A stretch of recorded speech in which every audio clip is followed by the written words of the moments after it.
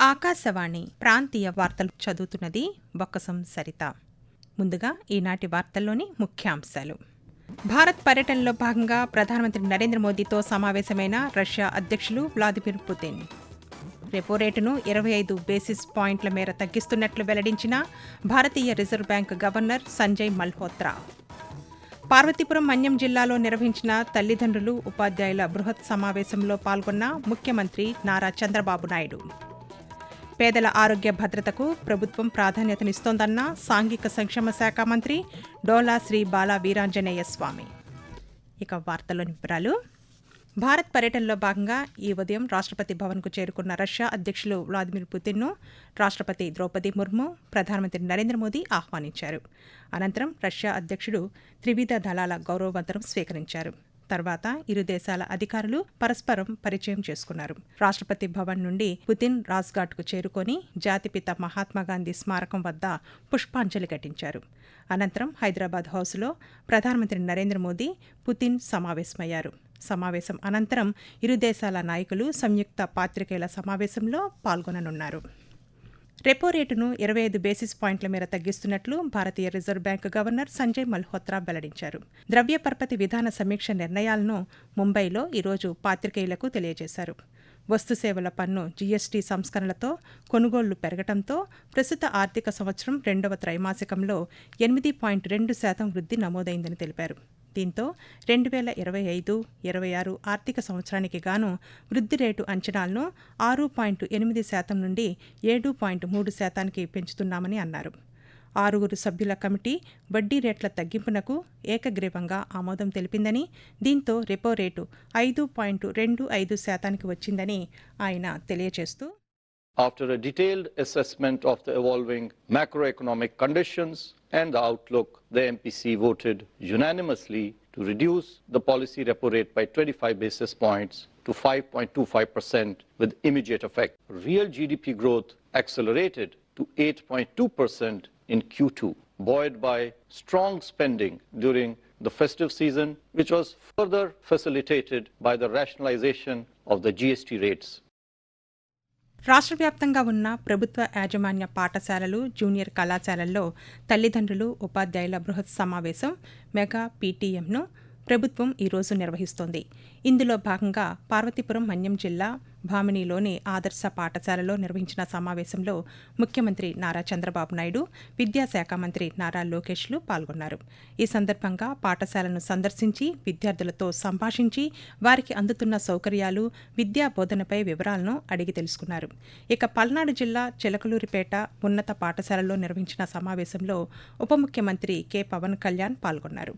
ఈ సందర్భంగా ఆయన మాట్లాడుతూ, పేరెంట్ టీచర్స్ మీటింగ్ చాలా కీలకమైంది. ఏముంది పిల్లల్ని స్కూల్కి పంపించేస్తాం, చదువులు చెప్తారనే కంటే అసలు మా వాడు ఏం చేస్తున్నాడు, మా పిల్లలు ఏం చేస్తున్నారు, ఎలా చదువుతున్నారు, ఇది చెప్పడానికి కాంట్రిబ్యూషన్ చాలా అవసరం. ఇదే కేరళలో అయితే మా అబ్బాయిని స్కూల్కి పంపిస్తున్నాం, దేనివల్ల మా వాడు చదవట్లేదు. సంఘం చాలా బలమైంది అక్కడ. సో ఆ తరహాలో ఇక్కడికి లోకేష్ గారు ఈ పేరెంట్ టీచర్స్ మీటింగ్ కోసం తల్లిదండ్రుల్ని పిల్లల భవిష్యత్తులో భాగస్వామ్యం చేయటం చాలా కీలకమైన మార్పు ఇది ఎడ్యుకేషన్.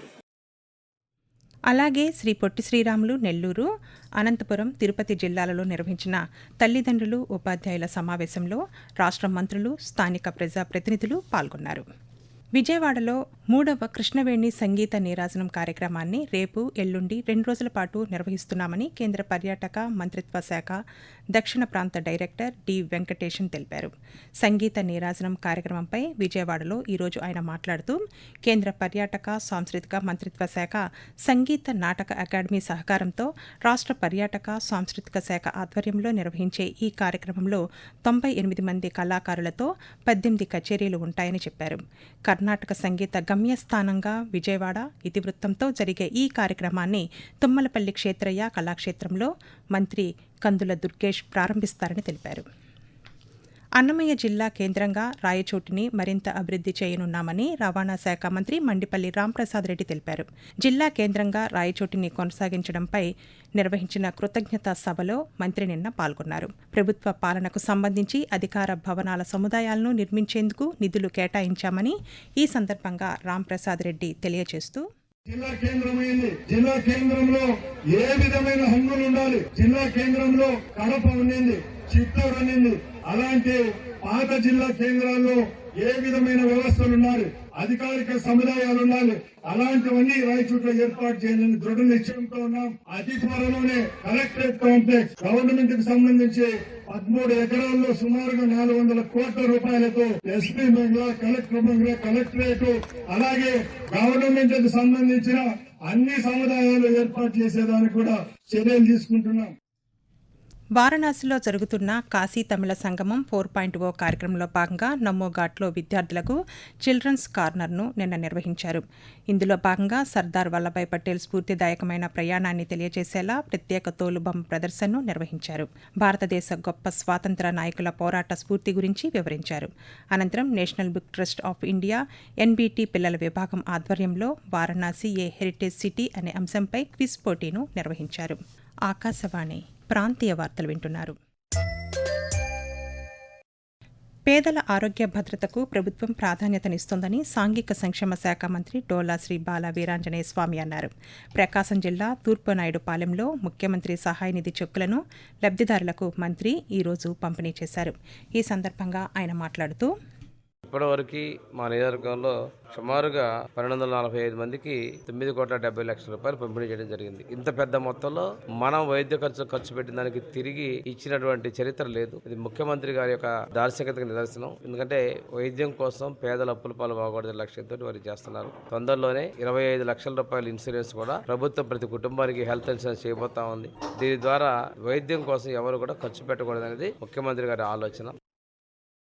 రాష్ట్రాన్ని స్వచ్ఛతలో మొదటి స్థానంలో నిలిచేలా చర్యలు తీసుకుంటున్నామని స్వచ్ఛాంధ్ర కార్పొరేషన్ చైర్మన్ కొమ్మారెడ్డి పట్టాభిరామ్ అన్నారు. తిరుమల శ్రీ వెంకటేశ్వర స్వామి వారిని ఆయన ఈరోజు దర్శించుకున్నారు. అనంతరం ఆలయం వెలుపల పాత్రికేయులతో పట్టాభిరామ్ మాట్లాడుతూ, రాష్ట్ర వ్యాప్తంగా 90 లక్షల టన్నుల వ్యర్థాలను తొలగించేందుకు 75 వ్యర్థాల నిర్వహణ కేంద్రాలను ఏర్పాటు చేస్తున్నామన్నారు. ఘన వ్యర్థాల నుండి విద్యుత్తును ఉత్పత్తి చేసే ప్లాంటును నిర్మిస్తున్నామని తెలిపారు. ధాన్యం కొనుగోలు చేసిన 48 గంటల్లోపే రైతుల ఖాతాల్లోనికి రాష్ట్ర ప్రభుత్వం నగదును జమ చేస్తోందని మైలవరం శాసనసభ్యులు వసంత వెంకట కృష్ణ ప్రసాద్ పేర్కొన్నారు. విజయవాడ గ్రామీణ మండలం రాయనపాడు గ్రామంలోని రైతు సేవా కేంద్రంలో ధాన్యం కొనుగోలు కేంద్రాన్ని ఆయన ఈరోజు ప్రారంభించారు. ఈ సందర్భంగా కృష్ణప్రసాద్ మాట్లాడుతూ, రైతుల సంక్షేమం కోసం అన్నదాత సుఖీభవ పథకాన్ని అమలు చేస్తున్నామన్నారు. రైతులు ప్రభుత్వం ఏర్పాటు చేసిన కేంద్రాల్లో ధాన్యాన్ని విక్రయించి మద్దతు ధరను పొందాలని సూచించారు. వాతావరణం. ఆంధ్రప్రదేశ్ యానం దిగువ ట్రోపో ఆవరణలో ఈశాన్య దిశగా గాలులు వీస్తున్నాయని అమరావతి వాతావరణ కేంద్రం తెలిపింది. దీని ప్రభావంతో రాష్ట్రంలో పొడి వాతావరణం కొనసాగుతుందని, అలాగే పలు జిల్లాల్లో తేలికపాటి నుండి ఓ మోస్తరు వర్షాలు కురిసే అవకాశం ఉందని వాతావరణ శాఖ అధికారి ఎల్ నారాయణ తెలియజేస్తూ, ఉత్తర కోస్తా ఆంధ్రప్రదేశ్ మరియు యానాంలో ఈరోజు మరియు రేపు పొడి వాతావరణం ఏర్పడే అవకాశం ఉంది. దక్షిణ కోస్తా ఆంధ్రప్రదేశ్లో ఈరోజు తేలికపాటి నుండి మోస్తరు వర్షాలు లేదా ఉరుములతో కూడిన జల్లులు 1 లేదా 2 చోట్ల కురిసే అవకాశం ఉంది. ఉరుములతో కూడిన మెరుపులు 1 లేదా 2 చోట్ల సంభవించే అవకాశం ఉంది. ఆంధ్రప్రదేశ్లోని బాపట్ల మార్కాపురం మధ్య కొత్త రైల్వే లైన్ నిర్మించాలని రైల్వే శాఖ మంత్రి అశ్విని వైష్ణవ్ను బాపట్ల పార్లమెంటు సభ్యులు టి కృష్ణప్రసాద్ కోరారు. ఢిల్లీలో రైల్వే మంత్రితో ఆయన నిన్న సమావేశమై కొత్త రైల్వే లైన్కు సంబంధించిన వినతి పత్రాన్ని అందజేశారు. వార్తలు ముగించే ముందు ముఖ్యాంశాలు మరోసారి. భారత్ పర్యటనలో భాగంగా ప్రధానమంత్రి నరేంద్ర మోదీతో సమావేశమైన రష్యా అధ్యక్షులు వ్లాదిమిర్ పుతిన్. రెపో రేటును 25 బేసిస్ పాయింట్ల మేర తగ్గిస్తున్నట్లు వెల్లడించిన భారతీయ reserve bank governor Sanjay Malhotra. Parvathipuram Manyam జిల్లాలో నిర్వహించిన తల్లిదండ్రులు ఉపాధ్యాయుల బృహత్ సమావేశంలో పాల్గొన్న ముఖ్యమంత్రి నారా చంద్రబాబు నాయుడు. పేదల ఆరోగ్య భద్రతకు ప్రభుత్వం ప్రాధాన్యతనిస్తోందన్న సాంఘిక సంక్షేమ శాఖ మంత్రి డోలా శ్రీ బాల వీరాంజనేయ స్వామి. ఆకాశవాణి ప్రాంతీయ వార్తలు ఇంతటితో సమాప్తం. తిరిగి సాయంత్రం 6 గంటల 10 నిమిషాలకు విశాఖపట్నం కేంద్రం నుండి ప్రాంతీయ వార్తలు వింటారు.